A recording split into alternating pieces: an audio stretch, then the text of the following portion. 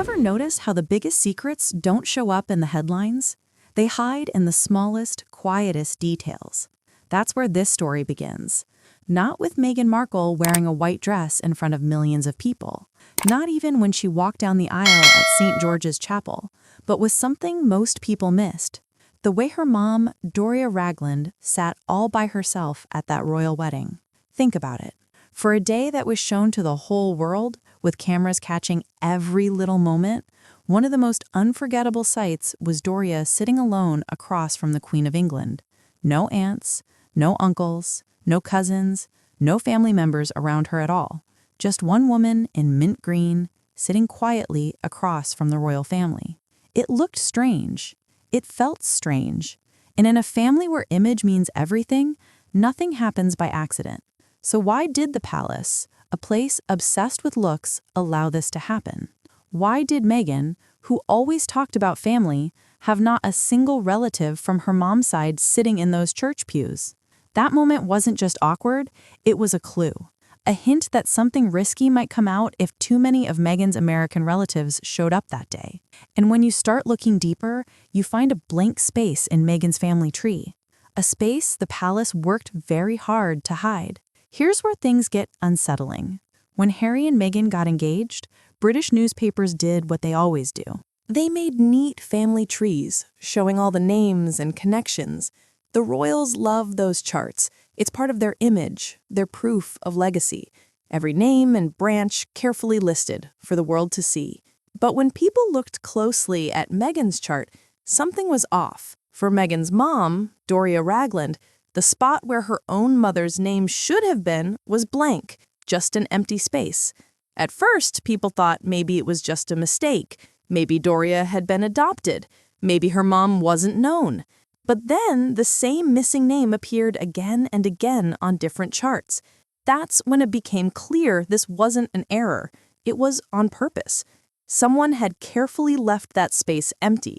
Why hide the name of a grandmother? Why erase such a simple piece of family history? Unless putting that name there would expose something that could ruin the image Meghan and the royals wanted the world to believe. That blank space wasn't just a mystery, it was a warning. And here's where the missing name finally came out. It took 8 months after the wedding before the truth slipped through. After all the guessing, the name was finally revealed. Janet Arnold, born September 4, 1929, in Sandusky, Ohio. Died December 27, 2000, at 71 years old. A real woman with a real past that could be traced in old records, birth papers, death papers, grave listings, church documents. Once Janet's name was found, everything opened up. Suddenly, what had been hidden could now be seen. The family tree wasn't blank anymore. It was full of names, dates, and links. But here's the part that made the story go from interesting to shocking. Because when people dug into Janet's background, it didn't look like a normal family history. The records didn't just fill the blanks. They explained why those blanks were there. It wasn't a mistake.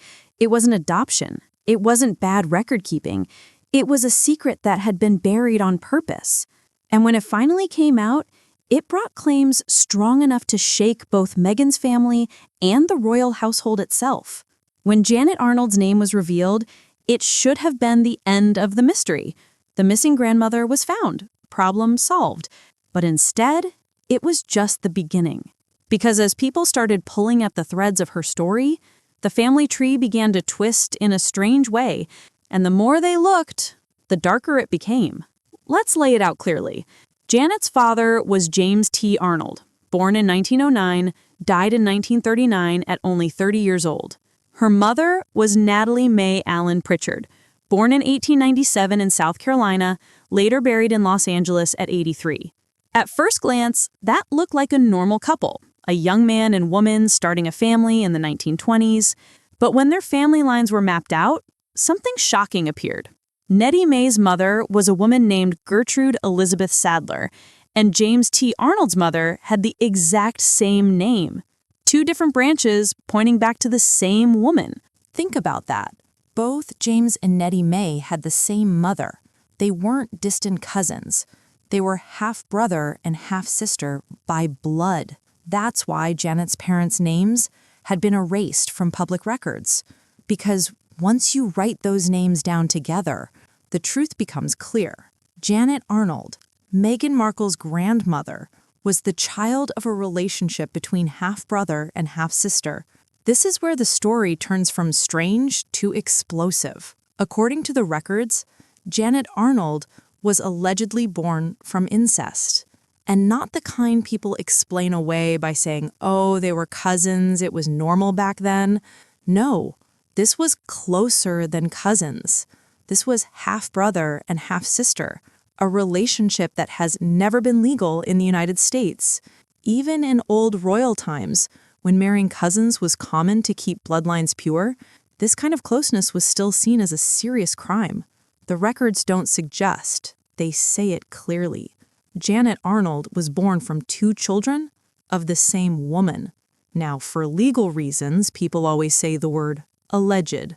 That word matters. But what makes this story so powerful is that these claims aren't just made up. They're connected to real records, birth papers, grave listings, census data, and repeating patterns in government files. Black and white proof that tells a story most people would rather keep hidden. And that's why the palace panicked. By the time Prince Harry got serious with Meghan, the royal family had already started their background checks. Every royal bride's family history is investigated closely. It's about image, reputation, and protecting the crown. So imagine the moment when palace staff traced Meghan's family tree, filled in the missing names, and discovered that her grandmother may have come from an incestuous relationship. Their reaction wasn't just embarrassment, it was fear. Fear of scandal if the truth came out. Fear of what people would say. Fear of what it could mean for the royal image, and even for future children. And most of all, there was risk to the royal family's image, a group that always tries to look perfect, even though its own past is full of strange and messy marriages. The solution they picked was silence. Erase Janet's parents from all public family trees, keep Doria Ragland sitting alone at the wedding so no chatty relative could spill secrets to a reporter over a drink. Better to show a quiet, lonely mother than to risk someone whispering the word incest where the press could hear it. That's why the look of that wedding mattered so much. The empty seats weren't a mistake.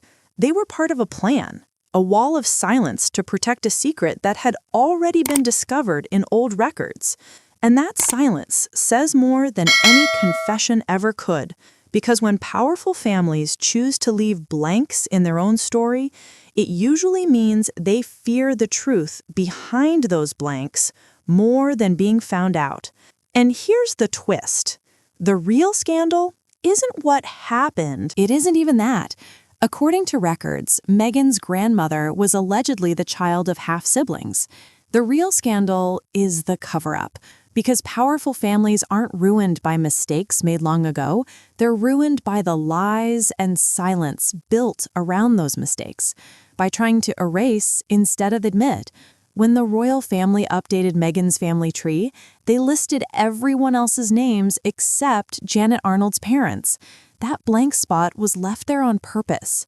That missing piece is proof of fear, proof that the palace believed it was safer to hide the truth than face it. And history shows that this kind of choice often destroys even the strongest dynasties. For Meghan and Harry, it means living with a story they can never fully control. No matter how much they try to start over in California, this family history still follows them.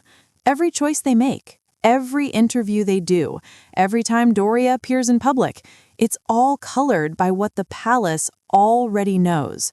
For the royals, it's another battle for survival. They've survived affairs, divorces, money scandals, even kings giving up the throne. But incest in the background of a royal bride? That's something they could never allow to become public easily. So they buried it, hoping silence would be enough. But as this story shows, silence doesn't make the truth disappear.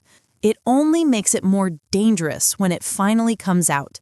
And now we're left with questions that sound louder than the answers. Why hide the names if the truth was always going to come out? Why let Doria sit all alone at the wedding?